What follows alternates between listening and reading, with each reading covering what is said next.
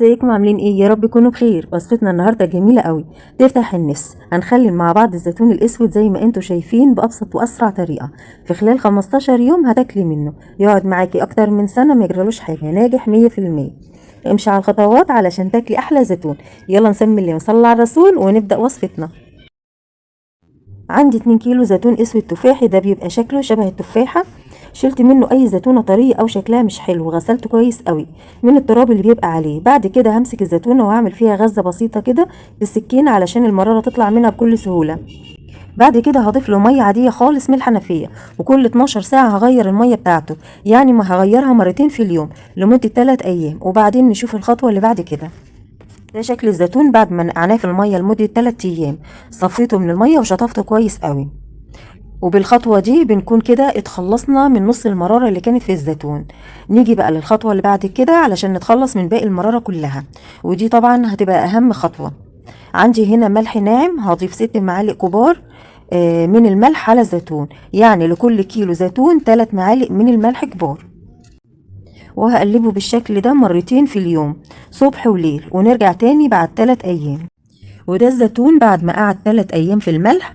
نلاحظ ان الملح داب خالص في الزيتون، وكمان الزيتونة كرمشت شوية، وكمان الزيتون هتلاقيه نزل كمية مية منه. المية دي هي اللي بيبقى فيها المرارة.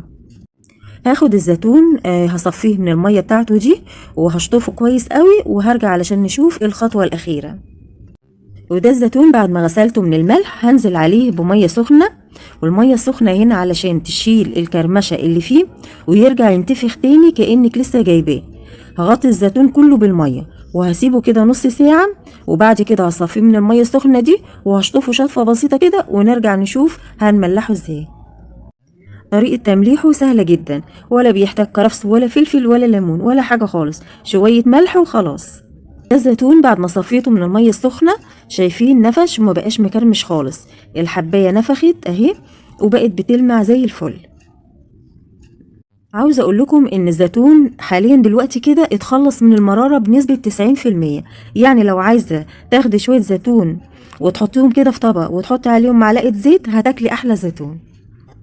بس احنا علشان هنحفظه مدة طويلة هنحطه في مية وملح. هنعبيه الاول في البرطمان، والبرطمان بتاعنا يكون متعقم بمعلقة خل.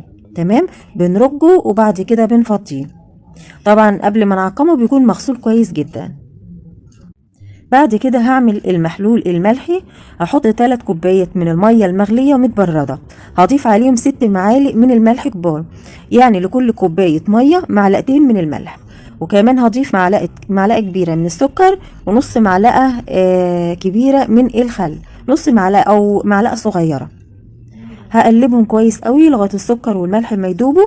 بعد كده هضيف المحلول على الزيتون، ومش هغطي الزيتون كله بالمية، هسيب بس جزء كده من فوق علشان لسه هضيف الزيت، والزيت كمان يكون كتير شوية. المية خلصت، مية المحلول خلصت. هعمل كمان كوباية واحدة بس علشان البرطمان الصغير. برضو مش هغطي الزيتون كله بالمية. شايفين شكل الزيتون جميل جدا يفتح النفس. هكمل البطرمان بتاعي بالزيت، شوية زيت كده حلوين. الزيتون الاسود مش بنحط له يعني شوية زيت على الوش وخلاص، لأ، بياخد كمية زيت حلوة غير الاخضر خالص. لو في زيت زيتون يبقى حلو جدا، مفيش استخدمي اي نوع زيت زيتون يكون ريحته حلوة. هغطي البرطمان بكيس بلاستيك وهغطيه بالغطا بتاعه. هغطيه كويس جدا علشان امنع اي هواء يدخله. هسيبه اسبوع واحد وبعد كده افتحي عليه وبألف هنا وشفا. هتاكلي احلى زيتون من غير مرارة وطعمه فوق الوصف. كده الفيديو بتاعنا خلص. ما تنسيش بقى في اللايك والشير، والسلام عليكم.